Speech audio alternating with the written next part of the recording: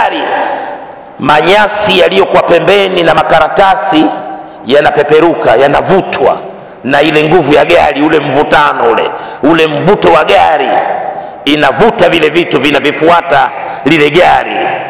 Ndivyo lilivyokuwa jua. Jua linapokuwa linazunguka ndilo ambalo linazikokota zile sayari zote, ikiwemo na sayari yetu inayoitwa dunia, kwenda kulizunguka jua.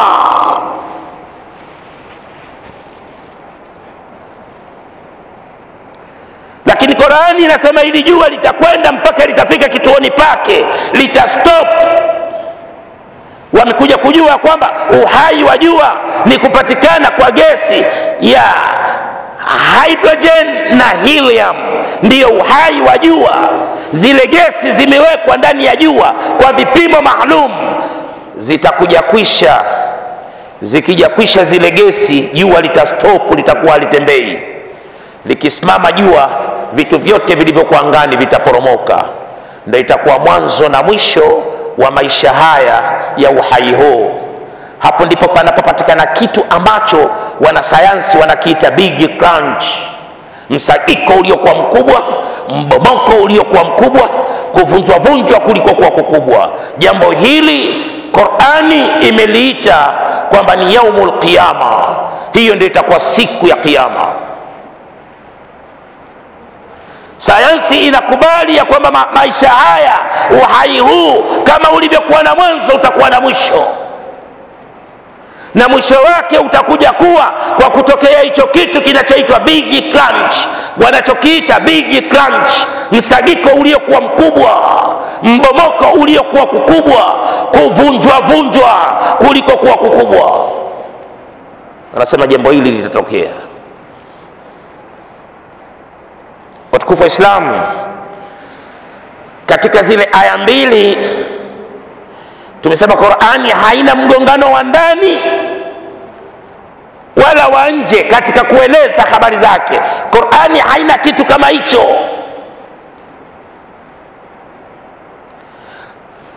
Udongo uliotumika kumuumbia baba yetu Adam alayhi salatu wasalam ndio ule udongo wa sulala uliotajwa katika sura ya 23 Al-Mu'minuna aya 12, walaqad khalaqna al-insana min sulalatin min tin, na hakika tulimuumba mtu wa kwanza kutokana na udongo uliokuwa safi, udongo wa sulala. Wataalamu wa mambo ya udongo huu wanauita clay soil. Hii inayotajwa katika suratul Hijri ni hadi sasa, ni stage sasa za ule udongo wa sulala ndani ya kile chombo. Mwenyezi Mungu Subhanahu wa Ta'ala alipokuwa anaugeuza, anaupindua ule udongo, anauhamisha kutoka hatua moja, ulikuwa na hali ya kuwa ni mkavu, ikawa ukigongwa unatoa sauti. Ile ni hali miongoni mwa hali za ule udongo wa sulala. Ile ni stage miongoni mwa stage za ule udongo wa sulala ndani ya kile chombo. Katika kupinduliwa, kugeuzwa, ulikuwa unahamishwa kutoka hatua moja mpaka hatua nyingine, unahamishwa kutoka hatua moja unapelekwa hatua nyingine, ukafikia mahali ule udongo wa sulala ukawa mkavu, ikawa ukigongwa unatoa sauti. Lakini katika suratul Mu'minuna Qur'ani haikusema udongo wa sulala unapatikana katika tabaka gani katika matabaka ya ardhi. Ndio imekuja kufafanuliwa pale, min hama'in masnuni, udongo wa sulala unapatikana katika matope yaliyokuwa meusi, yaliyovunda, yanayonuka. Hapo ukienda ukichimba katika tabaka hilo ndipo unapopatikana udongo huo wa sulala.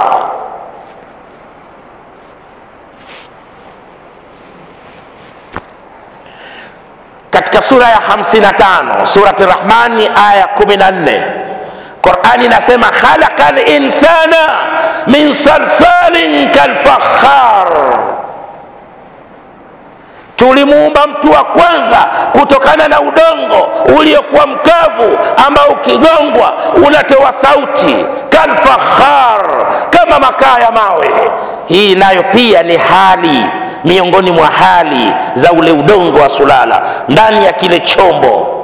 Katika kupinduliwa ule udongo ulifikia mahali pia ukawa mkavu, ikawa ukigongwa unatoa sauti kalfakhar, kama makaa ya mawe. Katika sura 37 Swafati aya 11 Mwenyezi Mungu anasema fastaftihim ahum ashaddu khalqan amman khalaqna inna khalaqnahum min tinin lazib. Wahoji, waulize hao wanadamu, hivi wao wanafikiria ya kwamba wana jimbile lililokuwa gumu sana katika kuumbwa kwao wao wanadamu, au wale viumbe wengine malaika na majini na wengineo? Mwafikiria ya kwamba wana majimbile yaliyokuwa magumu sana katika kuumbwa kwao? inna khalaqnahum min tinin lazib, hakika sisi tumewaumba hao wanadamu kutokana na udongo wa mfinyanzi unaonata unaoteleza. Hapa Qur'ani inakuja kufafanua kwamba ule udongo wa sulala ule uliotajwa katika sura ya 23 Al-Mu'minuna aya 12, ambao ulikuwa unageuzwa unapitishwa katika stage mbalimbali, katika hatua mbalimbali. Ule udongo ulikuwa ni udongo wa mfinyanzi unaonata unaoteleza. Qur'ani inakuja kufafanua hapa.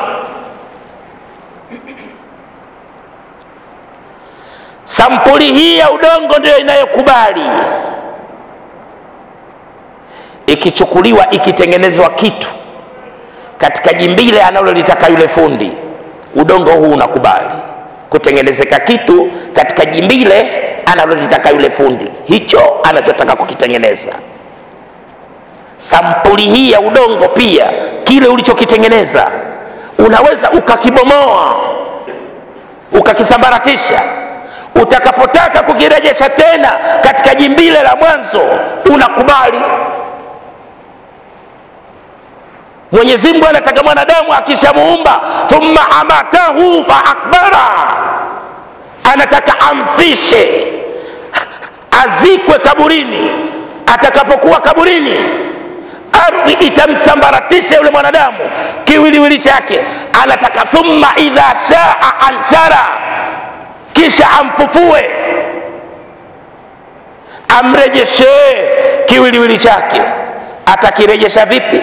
Ufundi, uhandisi upo ndani ya kile kitu kinachoitwa sulala. Ufundi uko mule, uhandisi uko mule, katika ule udongo aina ya sulala. Udongo wa sulala ni udongo ambao ukiingizwa uhai ndani yake unakaa. Anataka ampulizie roho, roho inakaa ndani ya kitu kilichokuwa hai. Sasa udongo wa sulala ukiingizwa uhai unakaa. Anataka kumpulizia roho, roho inakaa ndani ya kitu kilichokuwa hai. Roho na uhai ni vitu viwili tofauti. Roho ni kitu kingine na uhai ni kitu kingine. Hawa wazungu mwanzo walikuwa wanajua kwamba roho ndio uhai na uhai ndio roho. Wamekuja kujua jambo hili mwaka 1990. Professor Atel J. Avson, huyu ni profesa wa parapsychologist katika chuo kikuu cha Uingereza Oxford. Profesa alikuwa anafanya utafiti juu ya usingizi na kifo. Vinatokeaje ndani ya mwili wa mwanadamu, na vitu hivi viwili, usingizi na kile kifo, mauti, vinatokeaje ndani ya mwili wa mwanadamu. Akaja akagundua kwamba ili mtu aweze kulala usingizi, kuna kitu mule ndani ya mwili lazima kitolewe. kile kitu kinatolewa, alafu kinawekwa kando huko, ndio wewe unalala. Na ili aweze kuamka ni lazima kile kitu kichukuliwe tena kule kando, kirudishwe tena ndani ya mwili, ndiyo pale anaweza kuamka. Na kisiporejeshwa ndio anakuwa amekufa moja kwa moja akiwa usingizini. Lakini hicho kitu chenyewe, hicho kinachotolewa na kurudishwa, mpaka dakika hii sasa hivi hawajakijua ni kitu gani. Mpaka dakika hii sasa hivi hawajajua ni kitu gani, na kinatolewaje na kinarudishwaje ndani ya mwili.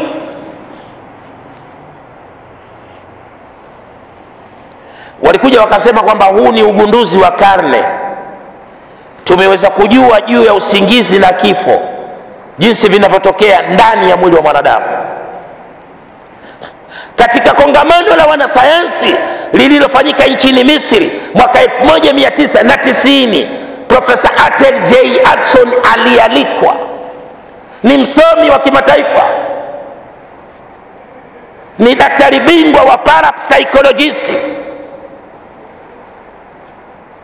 Bwana huyu aliiona hadithi ya Bwana Mtume Muhammad sallallahu alaihi wasallam.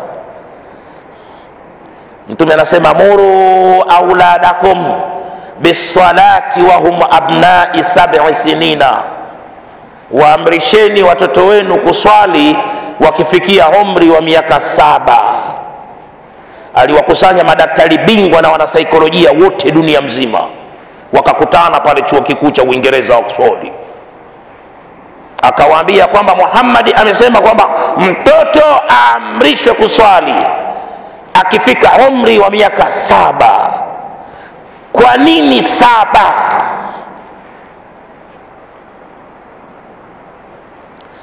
Wakaja wakagundua umri wa miaka 7, mwanadamu akifika miaka 7 ndiyo kipindi cha utambuzi wa kujua mambo.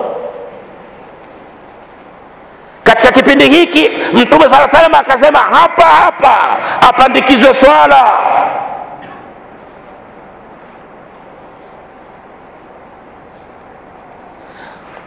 Shule kiserikali watoto wanaandikishwa darasa la kwanza wakifika umri gani?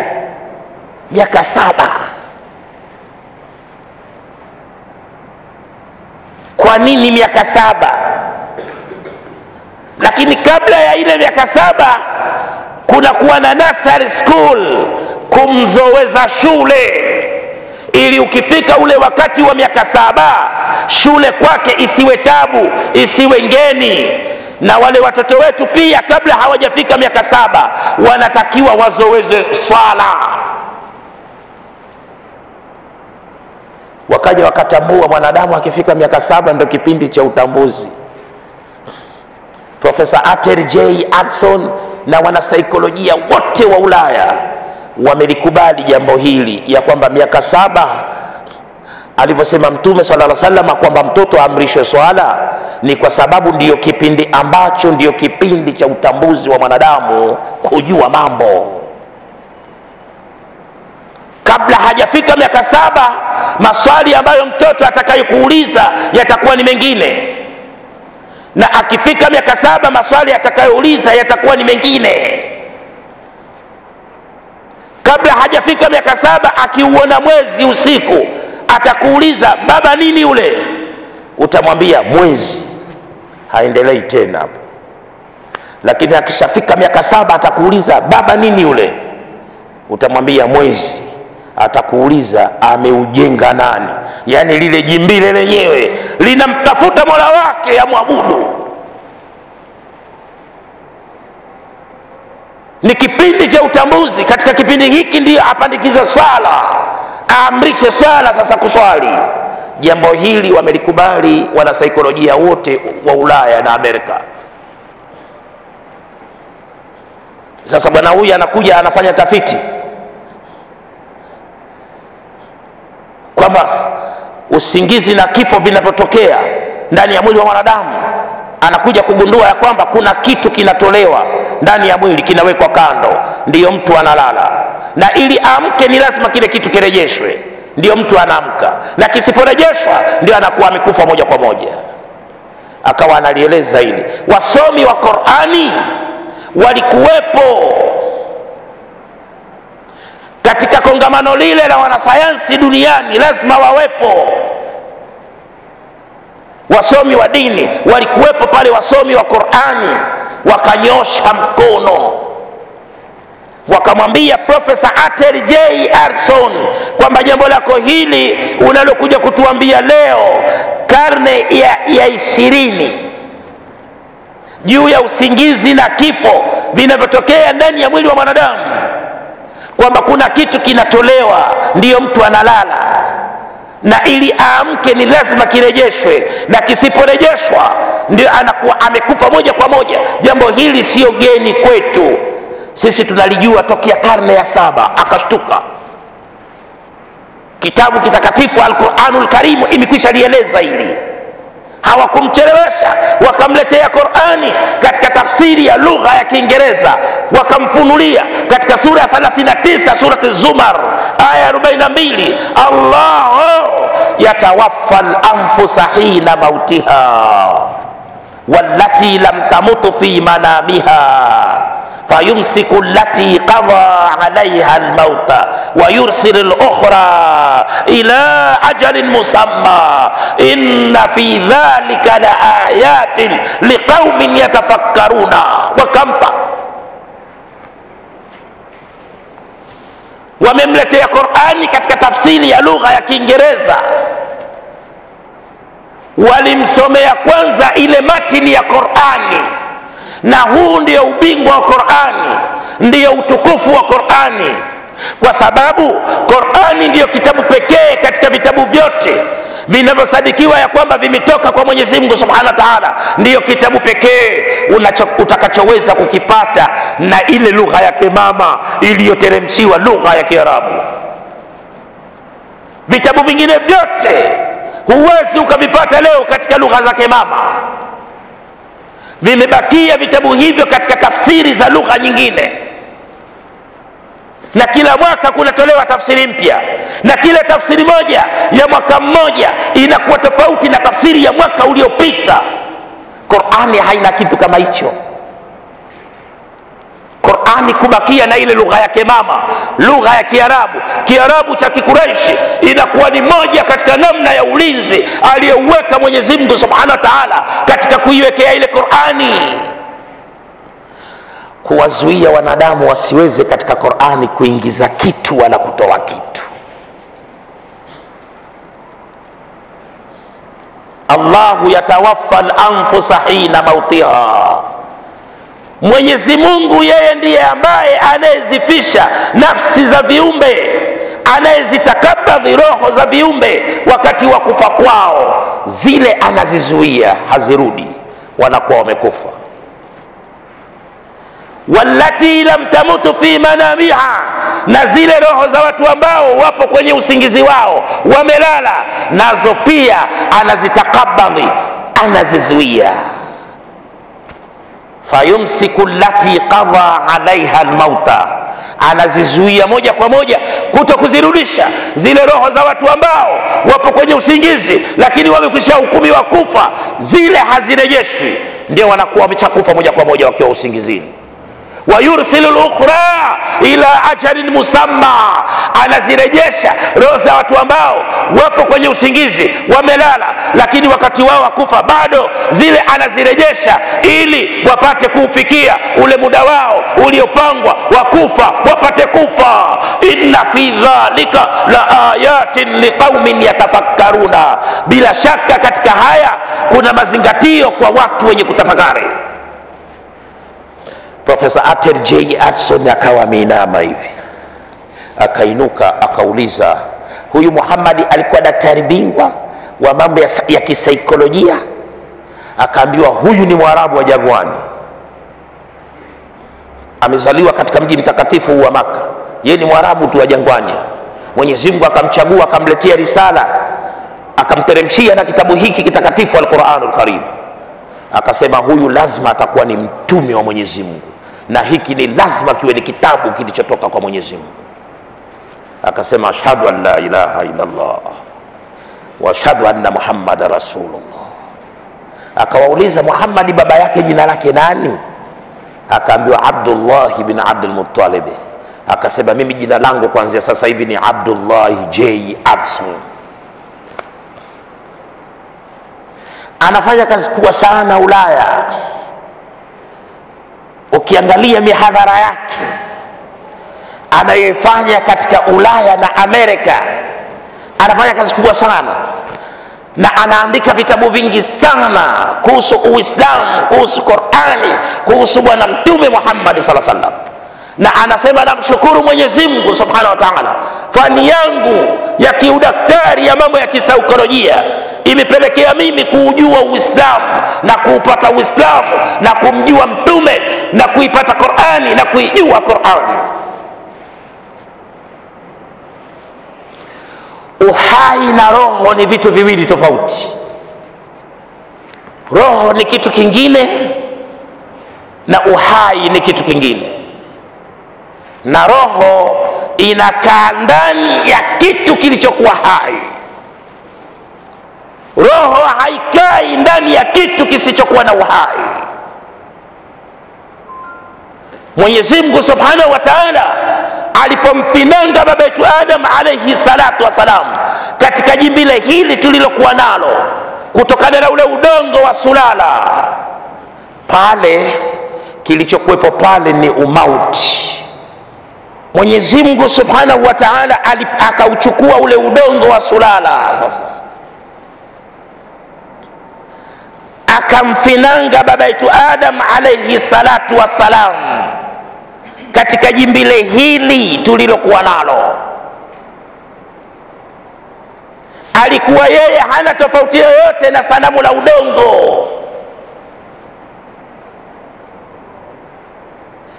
Dongo lile lilikuwa haliwezi kuona wala kusikia wala kunusa wala kutoa sauti kwa koo lake.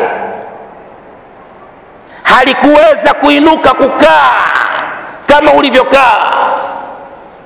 Halikuweza kusimama na kutembea likageuka nyuma, kulia, kushoto.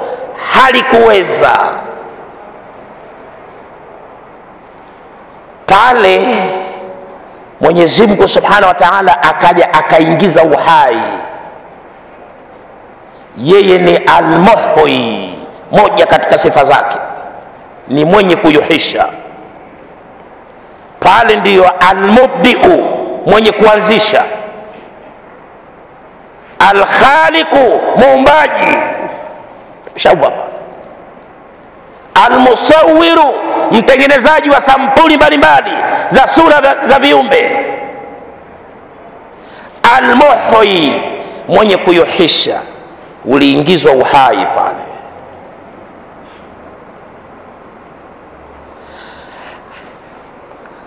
Katika sura ya 67 Suratul Mulki aya ya 2 anasema, alladhi khalaqal mauta wal hayata, yeye ndiye Mwenyezi Mungu ambaye aliyeyaumba mauti na uhai. Qur'ani imeanza kutaja mauti, yameanza kutajwa mauti alafu katajwa uhai. Katika fasihi ya lugha unaweza kusema Qur'ani imekosea. Kwa nini ianze kutaja mauti alafu itaje uhai?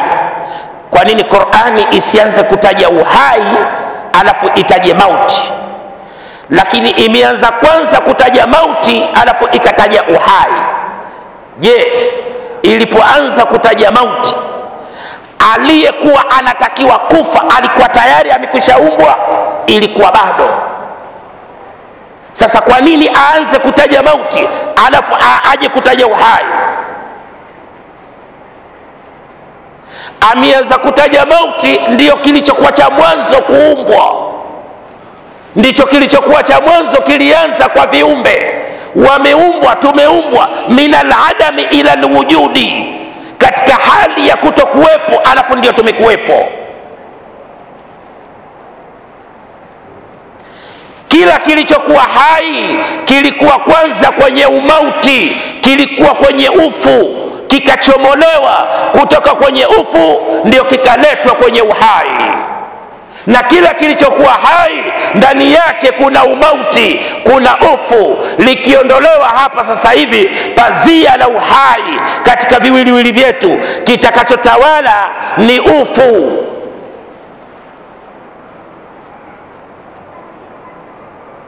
Tutakapokwenda kuungana na wenzetu waliokuwa wamelala makaburini, kila kilichokuwa kiko kwenye ufu, kwenye umauti, ndani yake kina uhai, litaondolewa pale pazia la ufu. Pazia litakalotawala pale ni pazia la uhai. Tutatoka makaburini. Katika sura ya 6 Al-An'am aya 95 anasema, inna Allaha falikul habbi wan nawa yukhrijul hayya minal mayyiti wa mukhrijul mayyiti minal hayyi dhalikumullahu fa anna tufakun. Hakika Mwenyezi Mungu yeye ndiye anayezipasua pasua mbegu na kokwa.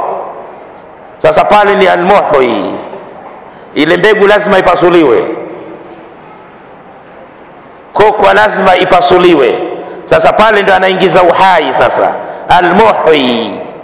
Na mwanadamu na yeye akipandwa katika tumbo la mama yake, akifikia ile stage ya kuwa yeye ni alaka, ni lazima ile mbegu ipasuliwe. Sasa pale ni almuhyi, ndio anayuhisha sasa, anamtoa kwenye ufu anamleta kwenye uhai. Sasa inna Allaha falikul habbi wan nawa yukhrijul hayya minal mayyiti, anakitoa kilichokuwa hai kutoka ndani ya kitu kisichokuwa na uhai. Kila kilichokuwa hai kimetoka ndani ya ufu, alikuwa ni ufu. Wa mukhrijul mayyita minal hayy, na anautoa ufu kutoka ndani ya kitu kilichokuwa hai. Kila kilichokuwa hai ndani yake kuna ufu. Likiondoshwa pazia la uhai, pazia litakalotawala pale ni pazia la ufu.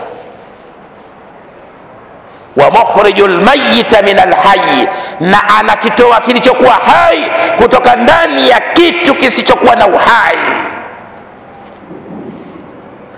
Walikuja wakagundua theory yao, wakaja wakagundua ya kwamba ni kweli inawezekana kitu kisichokuwa na uhai kikatoa kitu kilichokuwa hai.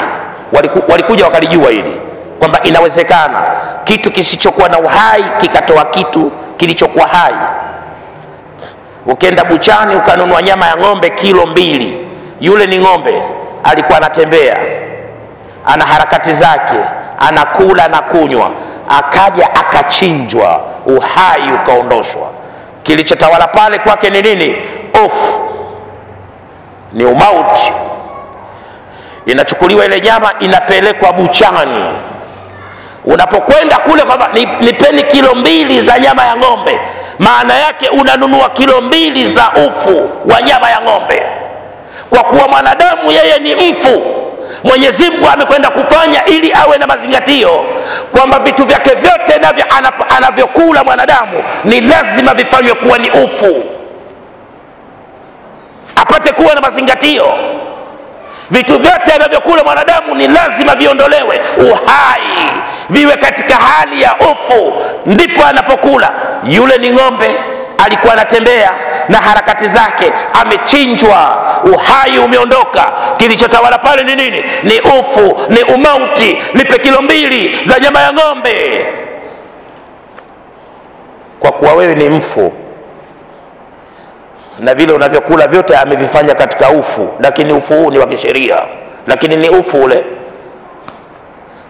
Sasa ile nyama kilo 2 ukienda ukiiweka pale nyumbani ukaiacha, itavunda, itaoza, watatoka mafunza, watatembea. Wale ni viumbe hai, wametoka ndani ya nini? Wametoka ndani ya kitu kilichokuwa ufu. Kilichokuwa kwenye ufu kimetoa kitu kilichokuwa hai. Wakaja wakajua hilo kwamba ni jambo linalowezekana. Ni kweli, Qur'ani imesema kweli, alladhi khalaqa almauta kilichoanza mwanzo ni ufu, wal hayata, na uhai. Kila kilichokuwa hai kimetoka ndani ya kitu kilichokuwa kwenye ufu. Kilichokuwa kwenye ufu kimetoa kitu kilichokuwa hai. Watukufu wa Islam, kwa leo tunasimama hapa. Tutaendelea kesho na darasa letu kwa taufiki ya Mwenyezi Mungu Subhanahu wa Ta'ala. Darasa, chanzo cha mtu wa kwanza na mkewe na kizazi chake waliumbwa kutokana na nini? Ndio darasa letu tunaloendelea nalo. Watukufu wa Islamu, darasa hizi zinapatikana katika As-Salam Television, zinarushwa tena kila siku alhamdulillah, katika mida ya kati ya saa 3 mpaka saa 4 usiku huwa zinarushwa saa 3, na asubuhi pia zinarushwa katika Riyadh Online TV YouTube. Ukiingia huko hizi darasa utazipata, na katika Adili Online TV pia hizi darasa zinapatikana. Alafu na Sheikh